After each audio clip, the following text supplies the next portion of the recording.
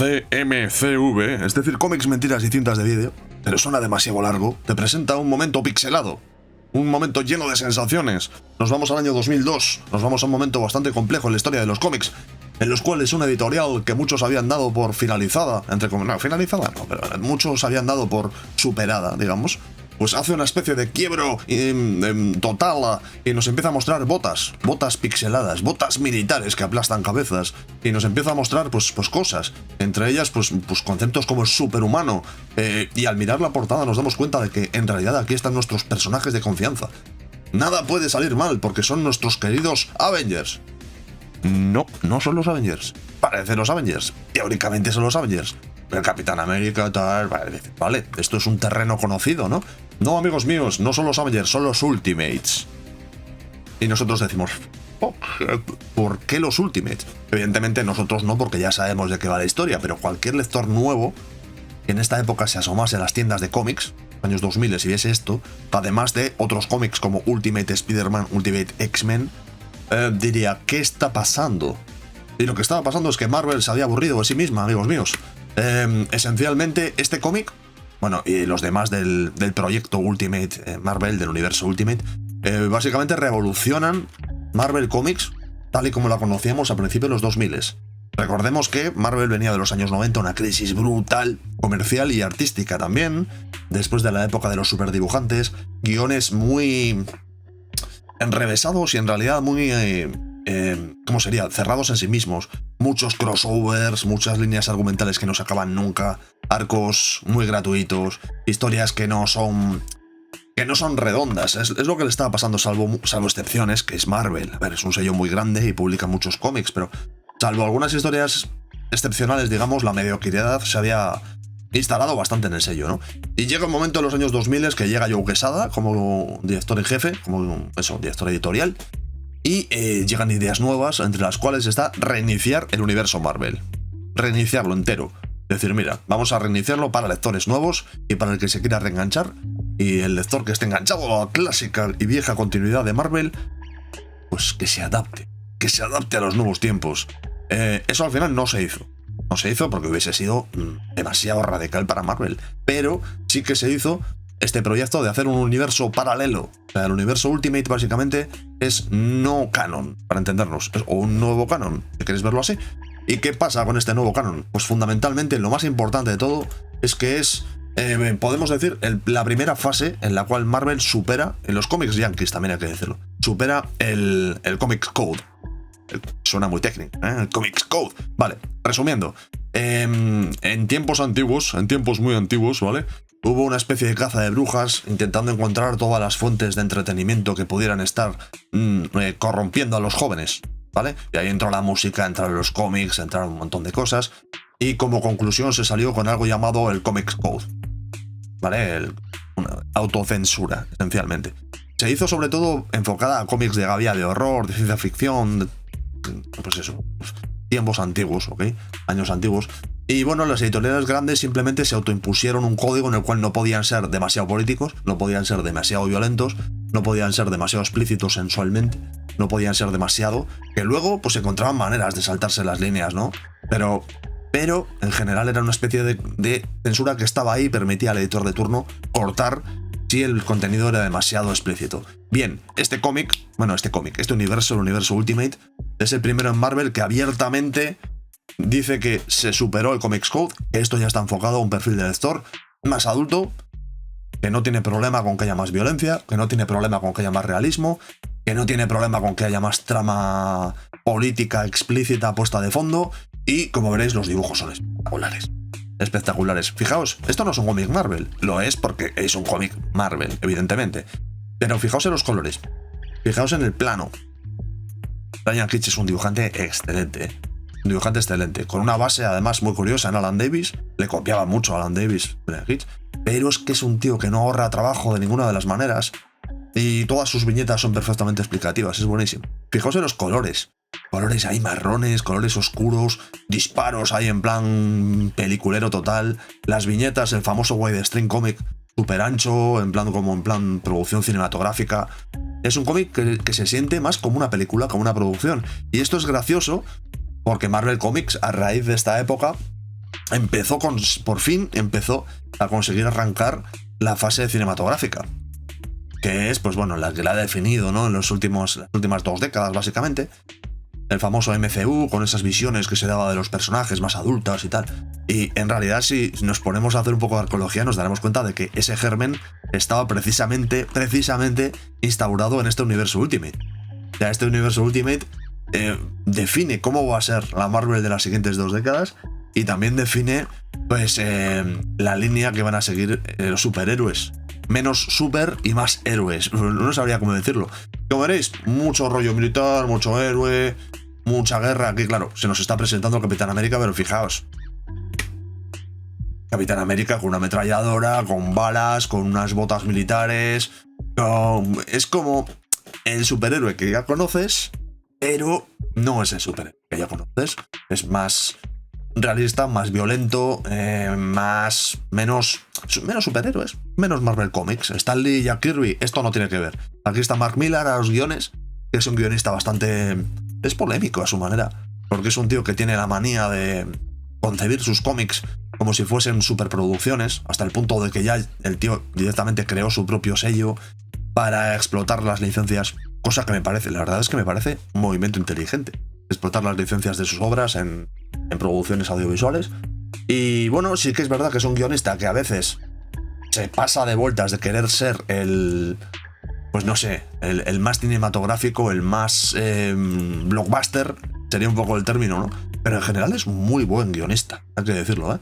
En el universo Ultimate estuvo metido sobre todo Brian Michael Bendis, que es básicamente el guionista que los aficionados de Marvel tienen como el tipo que en los años 2000 redefinió lo que era un cómic Marvel, la nueva Marvel, que ya podemos incluir pues después los Avengers, su época en los Avengers que fue tremenda, ya dentro de la continuidad oficial, Avengers Disassembled y Assembled y todos los crossovers que hubo, el concepto de los eventos, que encaja mucho también con el universo cinematográfico y demás.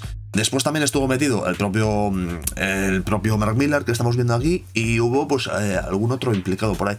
Alguno que haya que destacar, no sé si Warren Ellis, me suena que sí.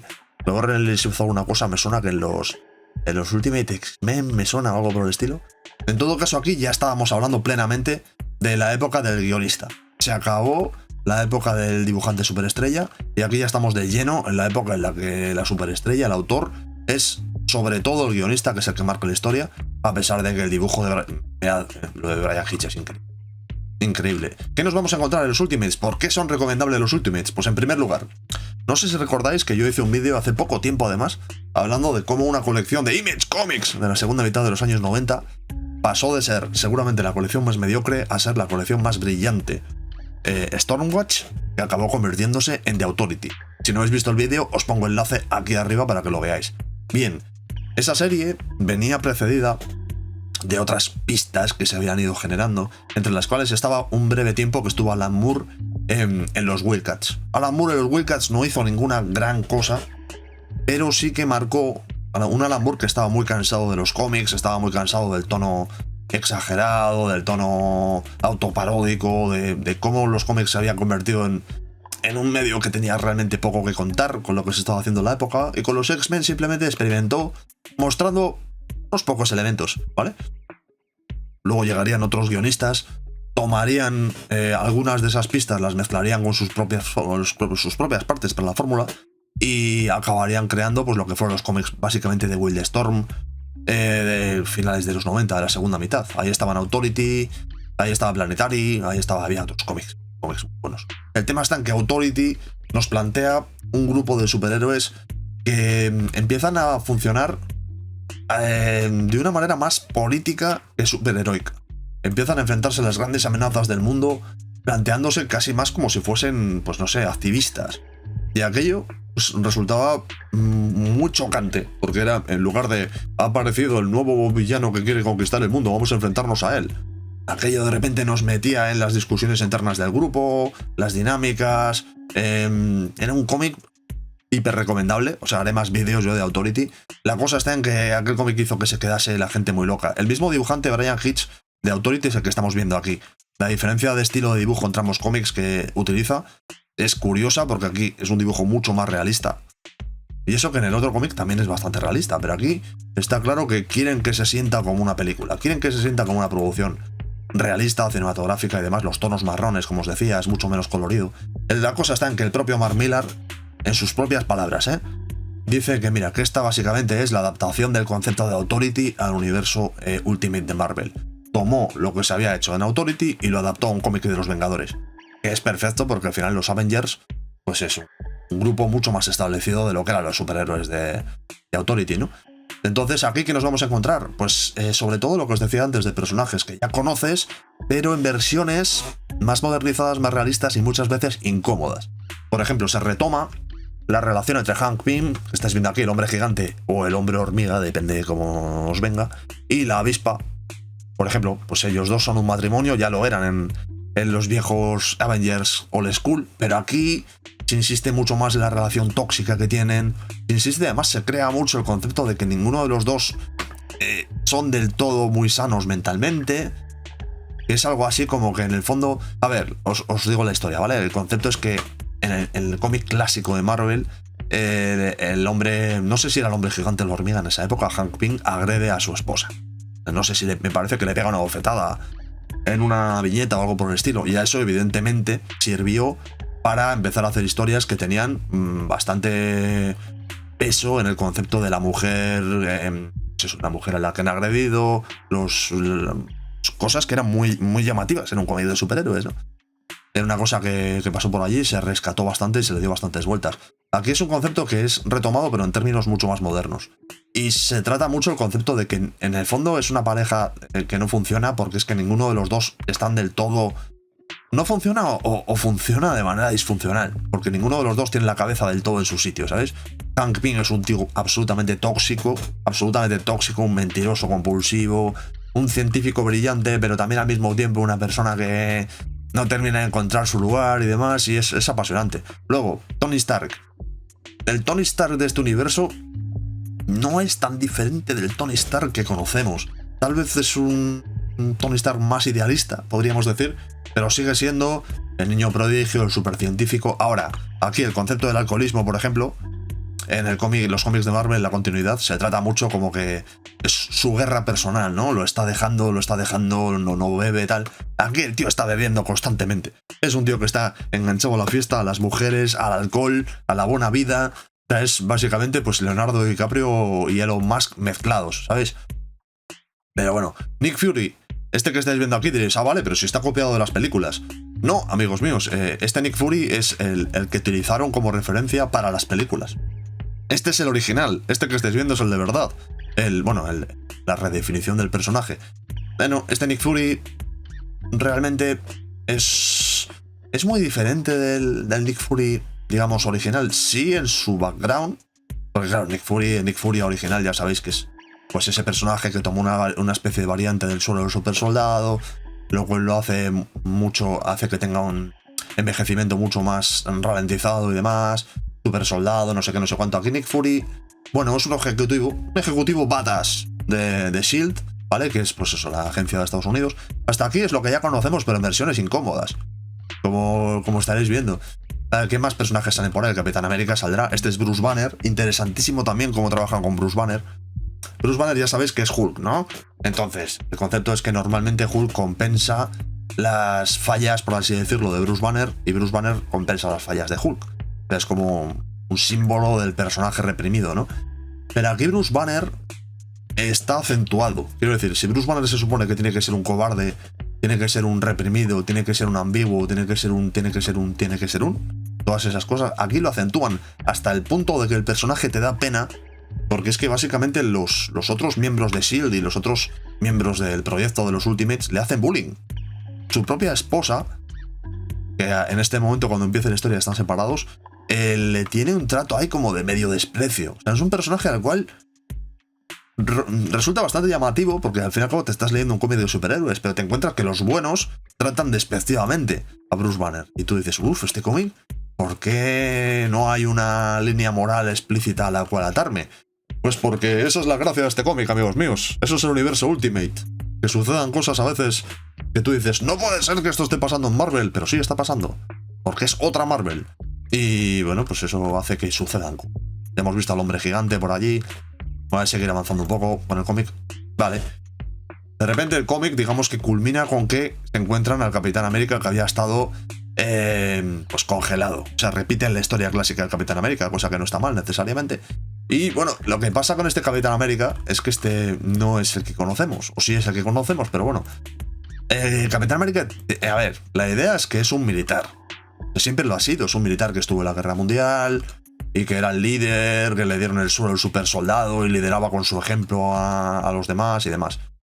Claro, nosotros nos hemos acostumbrado a un Capitán América que es un superhéroe, es idealista, tiene una personalidad maravillosa, es atento, es un líder nato, es simpático, empático, es la hostia. Es el superhéroe aéreo americano. Perdón, es el superhéroe americano. Pero aquí realmente la visión que se nos da del Capitán América es una visión mucho más realmente coherente. Es un militar al cual le han inyectado un suero, quiero decir, es un militar, es un bruto. Es un bruto, es un tipo que soluciona los problemas con sus puños, es un tipo al cual le encanta pelear, es un hombre de acción, es un líder, pues eso, impulsivo y a veces demasiado pasado de vueltas. No solamente esto, sino que es un tipo que pertenece a otra época. Claro, evidentemente, es un tipo que fue congelado en los años 40. Entonces, tiene valores de otra época con respecto a las mujeres. Claro, nada de... No, es que es caballeroso, es un señor de los viejos tiempos que trata a las mujeres con elegancia. No. Un tipo que viene de una época machista, trata a las mujeres con... No es que las trate mal, pero las trata ahí con la distancia de esa época. Es un tipo que no entiende los conflictos del mundo moderno en determinados aspectos. Es un tipo que no encaja en esta época y que lo resuelve todo a puñetazos. O sea, es un líder de acción. Es un líder que se parece más al Usagente. Por si no lo sabíais, a ver, si lo sabéis porque os gustan los cómics. El Usagente es un personaje que se inventaron, que fue una especie de sustituto del Capitán América durante un tiempo y al final fue reutilizado, ¿no? Dentro de la continuidad. Y era una especie de como la versión mala del Capitán. No mala exactamente, era como la versión republicana del Capitán América. Pues este se parece más a un Usagente que al propio Capitán América clásico, ¿no? Bueno, y así es un poco como se va liando el asunto. Nos faltaría Thor, que tiene que aparecer por ahí, que es un personaje interesantísimo. Aquí está.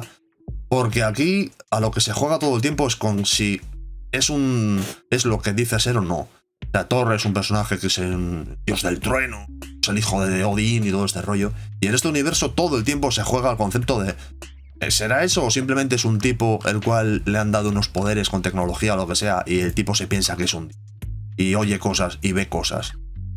¿Sabéis lo que quiero decir? Todo el rato están con él hablando como este tío en realidad es que está loco. Está loco, que no hay dioses, que va a haber dioses, ni vikingos, ni... Eso no existe. Claro, porque en este mundo se evita deliberadamente ese rollo místico, ¿no? Ese rollo tan... Pues a pesar de que estamos viendo hombres gigantes y gente con superhéroes, pero se evita ese tipo de cosas tan naif, ¿no? Marvel.